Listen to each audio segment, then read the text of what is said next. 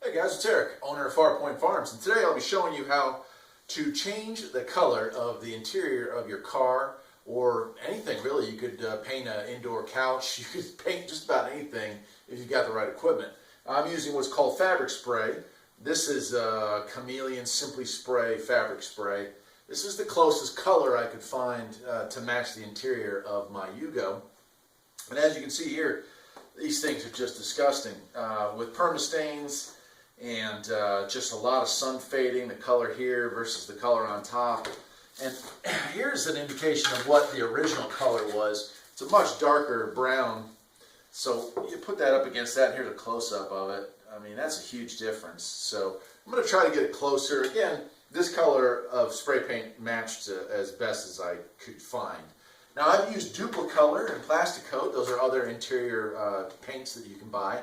This one is more towards fabrics. You can change like carpeting color, vinyl, not vinyl, but carpet, fabrics, that kind of stuff. The problem I'm going to run into with this is there's not a lot of fabric left. This is a hard plastic backer. There is some material left here, but it's very brittle and old and peeling away. So I'm not sure how well this is going to work compared to, obviously the first thing you're going to want to do is clean all this off, vacuum it. If you're going to be doing vinyl or if you're going to be recoloring your dashboard, you're going to want to clean it, but you're going to want to use alcohol afterwards to wipe it down. You want to get rid of all those oils because that can affect the ability of plasticoat or Dupli-color type stuff to stick. This, on the other hand, is just a dye, really. It's a spray dye. It's going to take a lot longer to dry as a result. And again, I do have some concerns with the hard plastic that's behind this, but we'll do what we can. This is a very inexpensive project of mine, so it doesn't have to be perfect.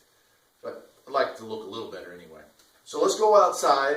We're going to lay this out flat, spray it. Unfortunately, it's not really all that warm, and it's not really all that nice out. So I'll spray it, and if I have to, I can pull this back into the garage.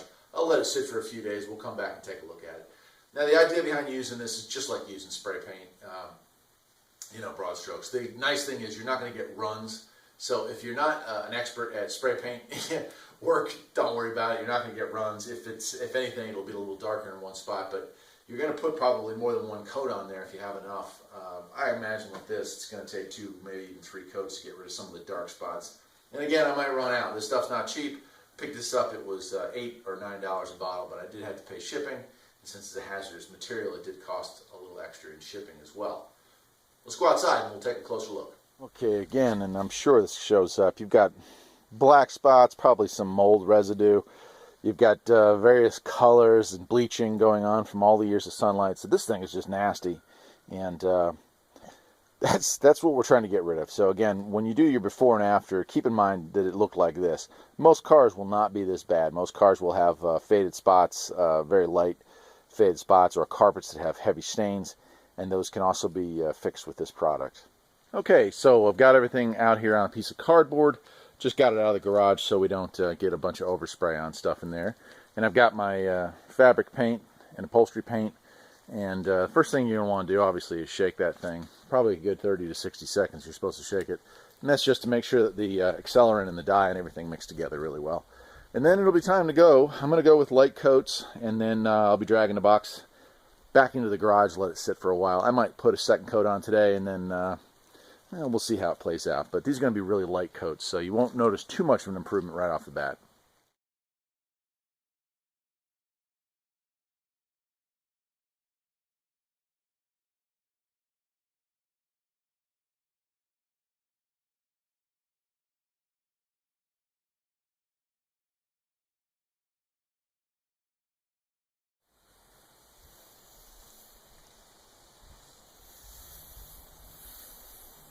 If you're interested in learning how to change the color of plastics, there are other videos out there that get into that. I've changed the entire interior color on several cars over the years to match components that I was unable to get in the original color.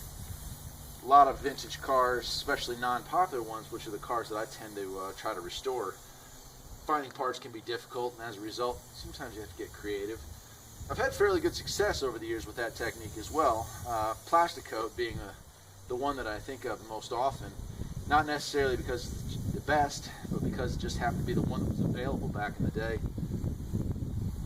here's the first batch of it done anyway. This is one coat.